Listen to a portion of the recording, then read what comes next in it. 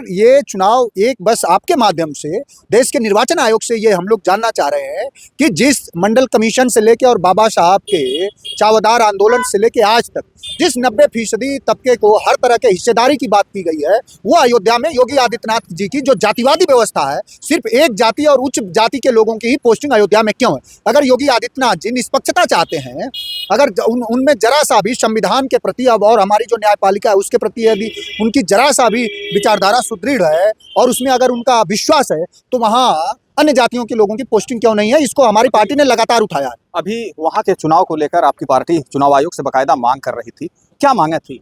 ये चुनाव आयोग आपको अयोध्या का जो एडमिनिस्ट्रेटिव जो उसकी अधिकृत जो अयोध्या पुलिस की जो वेबसाइट है उस पर जाइए, देखिए किस जाति वर्ग के लोग हैं, सिर्फ एक दो जाति वर्ग के लोग हैं। तो सवाल यह है कि जो भारतीय जनता पार्टी सभी जाति का वोट लेना चाहती है, वो बीजेपी अपने न्यायपालिका में, अपने व्यवस्थापिका में, वो अपने जिला कलेक्टर को, अपने कप्तान को, यूनिवर्सिटियों में कुलपतियों को, यूनिवर्सिटी में असिस्टेंट प्रोफेसरों की नियुक्ति सिर्फ मुख्यमंत्री अपने स्वजाति लोगों के क्यों करते हैं? ये उत्तर प्रदेश का या 90% 99% तबका पूछ रहा कि क्या सिर्फ मुख्यमंत्री के स्वजाति लोगों में ही मेरिट है और इस देश में लोग मेरिट विहीन है? और 2027 का जो चुनाव हो मिल्कीपुर से तय होगा, ये उपचुनाव बहुत बड़ा चुनाव बताया जा रहा है। ये उपचुनाव, चाहे जितने उपचुनाव हुए जिसमें 2 सीटें समाजवादी पार्टी ने जीती, इस लोकतंत्र में बाबा साहब ने और हमारे लोगों ने ये निर्धारित करा था। योगी आदित्यनाथ जी से आप निष्पक्षता की उम्मीद करेंगे? ऐसे मुख्यमंत्री से जिनके खुद के गृह जनपद में हुक्का बार चल रहा है, बेटियों के साथ बर्बरता हो रही है और एक लफ्ज एक शब्द नहीं बोल पाते हैं, ऐसे मुख्यमंत्री से आप, जो मुख्यमंत्री यूनिवर्सिटियों में वैकेंसी होती है तो उसमें सिर्फ अपने स्वजाति लोगों की भर्ती कराते हैं, उनसे निष्पक्षता की उम्मीद करते हैं? जिन पे मुख्यमंत्री से पहले 1919 मुकदमे थे, उनसे निष्पक्षता की उम्मीद करते हैं? ये पूरा देश जान रहा है कि वो एक जातिवादी व्यवस्था चला रहे हैं। और जो लोग ये बयान देते हैं कि हमें तो आज़ादी तब मिली जब मंदिर का निर्माण हुआ, वो असल में हमारे स्वतंत्रता संग्राम के, आज़ादी के नायकों का अपमान कर रहे हैं। और इस सबका जवाब अगर कहीं है इस देश में, तो माननीय अखिलेश यादव जी के समावेशी और सर्व समाज के हित में उसको आगे बढ़ाने वाली पीडीए की अवधारणा में है और उसी की विजयश्री होगी। आप नोट करिए, मिल्कीपुर समाजवादी पार्टी जीतेगी। स्वागत आप सभी का, आप देख रहे हैं एनडीटीवी 7। इस समय मौजूद है यूपी के राजधानी लखनऊ में और दिखाएंगे कि समाजवादी पार्टी कार्यालय है और आज हमारे साथ मनोज काका मौजूद है जो समाजवादी पार्टी के प्रवक्ता हैं। आइए जानेंगे। सर, स्वागत है एनडीटीवी से। जी, बहुत धन्यवाद, शुक्रिया।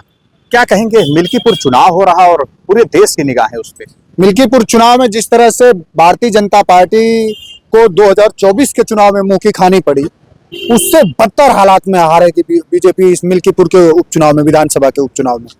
अभी कल हम वहाँ पे थे और ग्राउंड रिपोर्टिंग किए हैं, तो वहाँ पे 2 नारा लग रहा है, एक परिवारवाद का आरोप लग रहा है और एक बाहरी का नारा है। क्या चल रहा है कि 3 लोग मैदान में, आजाद समाज पार्टी के भी, सपा, एक भाजपा। चौधरी तांत्रिक बाबा उनका नाम है और सच में बहुत बड़े तांत्रिक हैं। आप बीजेपी से हैं चंद्रभान पासवान और एक काफिला तो जा ही रहा है। कैमरामैन घुमा दीजिए भैया, एक काफिला देख सकते हैं, सपा का काफिला जा रहा है, आप देख पा रहे होंगे, सपा की गाड़ियां निकल रही हैं। तो क्या कहेंगे, अवधेश प्रसाद जो है सांसद हैं, कई बार के मंत्री हैं, कई बार विधायक हैं, आप देख सकते हैं। और सपा का नहीं उतर रहा है, जयवीर बाबू बैठे हैं, शीशा नहीं उतर रहा है गाड़ी। देखिए, ये चुनाव प्रचार है। अच्छा, सांसद होगा बेटा, विधायकी लड़ जाए। बेचारे जो ना आजाद समाज पार्टी में चला है, उनका मौके ना ही दिन, उनका छोड़ के भागे पड़ा। अच्छा, बैठी जाते हैं तो ऐसे ही एक दुकान पे बैठ जाते हैं। एक भाई साहब हैं, आइए जानेंगे। नाम क्या है? नन्हेलाल। क्या माहौल है? वही भाजपा आएगी। भाजपा। अरे तो अवधेश प्रसाद इस बार कैसे 2024 में सांसद हो गए? वो सांसद हो गए। इस बार तो नहीं होंगे। इस बार नहीं होंगे, इस क्षेत्र से तो नहीं होंगे लगता है। यहाँ लहर किसका? लहर उनका है, चंद्रभान पासवान का। देख पा रहे होंगे। और भैया नाम हम न लेबे, लेकिन जगह जीते के बाद जीताबा हम भाजपा को वोट देबे, चाहे हारे चाहे जीते, भाजपा को। हाँ, चाहे जानो हम तो छोड़े ही दिलगा के छोड़े दिलगावा पोलिंग। नहीं, ये तो आप ग्राउंड पे गए होंगे तो बहुत सारे तथ्यों की जानकारी जो हम लोगों को कार्यकर्ता और जो आम जनमानस से जो रिपोर्ट है, मैं खुद भी गया हुआ था। वहाँ की जनता किसी के साथ नहीं है, वहाँ की जनता, नौजवान, किसान सब माननीय अखिलेश यादव जी के पीडीए के अवधारणा के साथ है। वहाँ जो 90% श्रमशील समाज के लोग हैं, वो जानते हैं कि उनके बच्चों को हाथों में लैपटॉप कैसे आएगा, उनके बेटियों के हाथों में कन्या विद्या धन कैसे आएगा, उनको धन के पाखंड में बहला के नहीं बल्कि संवैधानिक रूप से उनको हर तरह की हिस्सेदारी और हक कैसे मिलेगा, उस सब के, उनके सब तरह के दुश्वारियों और तकलीफों का निदान सिर्फ अखिलेश यादव जी के पीडीए की अवधारणा है। वो सब आजाद समाज पार्टी वहाँ पे जो सूरज लड़ाई लड़ रहे हैं और वो बाकायदा आजाद समाज पार्टी से प्रचार कर रहे हैं। और जब 2024 का चुनाव था तो समाजवादी पार्टी के साथ थे, नहीं, देखिए अब सभी राजनीतिक दलों को चुनाव लड़ने का हक है, उस पर हम लोगों को कुछ नहीं कहना, लेकिन वहां जनता में आप जाएंगे तो अवधेश प्रसाद जी वहां 9 बार से विधायक रहे, आप जान रहे हैं, और पूरी जनमानस उनके साथ है, हमारे सारे नेता सभी वर्ग के लोग लगे हुए हैं। अगर ये चुनाव एक बस आपके माध्यम से देश के निर्वाचन आयोग से ये हम लोग जानना चाह रहे हैं कि जिस मंडल कमीशन से लेके और बाबा साहब के चावदार आंदोलन से लेके आज तक जिस 90% तबके को हर तरह के हिस्सेदारी की बात की गई है, वो अयोध्या में योगी आदित्यनाथ जी की जो जातिवादी व्यवस्था है, सिर्फ एक जाति और उच्च जाति के लोगों की ही पोस्टिंग अयोध्या में क्यों है? अगर योगी आदित्यनाथ जी निष्पक्षता चाहते हैं, अगर उनमें जरा सा भी संविधान के प्रति अब और हमारी जो न्यायपालिका है उसके प्रति यदि उनकी जरा सा भी विचारधारा सुदृढ़ है और उसमें अगर उनका विश्वास है, तो वहां अन्य जातियों के लोगों की पोस्टिंग क्यों नहीं है? इसको हमारी पार्टी ने लगातार उठाया है। अभी वहां के चुनाव को लेकर आपकी पार्टी चुनाव आयोग से बकायदा मांग कर रही थी, क्या मांगे थी? ये चुनाव आयोग आपको अयोध्या का जो एडमिनिस्ट्रेटिव जो उसकी अधिकृत जो अयोध्या पुलिस की जो वेबसाइट है उस पर जाइए, देखिए किस जाति वर्ग के लोग हैं, सिर्फ 1-2 जाति वर्ग के लोग हैं।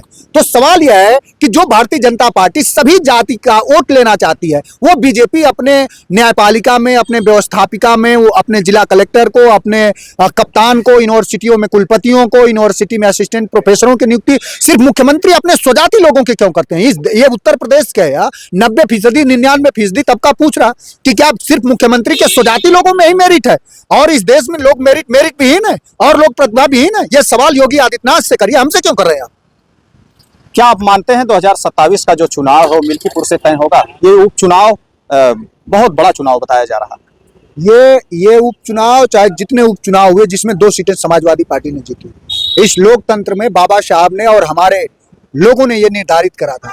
योगी आदित्यनाथ जी से आप निष्पक्षता की उम्मीद करेंगे? ऐसे मुख्यमंत्री से जिनके खुद के गृह जनपद में हुक्का बार चल रहा है, बेटियों के साथ बर्बरता हो रही है और एक लफ्ज एक शब्द नहीं बोल पाते हैं, ऐसे मुख्यमंत्री से आप, जो मुख्यमंत्री यूनिवर्सिटियों में वैकेंसी होती है तो उसमें सिर्फ अपने स्वजाति लोगों की भर्ती कराते हैं, उनसे निष्पक्षता की उम्मीद करते हैं? जिन पर मुख्यमंत्री से पहले 1919 मुकदमे थे, उनसे निष्पक्षता की उम्मीद करते हैं? ये पूरा देश जान रहा है कि वो एक जातिवादी व्यवस्था चला रहे हैं। और जो लोग ये बयान देते हैं कि हमें तो आजादी तब मिली जब मंदिर का निर्माण हुआ, वो असल में हमारे स्वतंत्रता संग्राम के, आजादी के नायकों का अपमान कर रहे हैं। और ये सबका जवाब अगर कहीं है इस देश में तो माननीय अखिलेश यादव जी के समावेशी और सर्व समाज के हित में उसको आगे बढ़ाने वाली पीडीए की अवधारणा में है और उसी की विजयश्री होगी। आप नोट करिए, मिल्कीपुर समाजवादी पार्टी जीतेगी।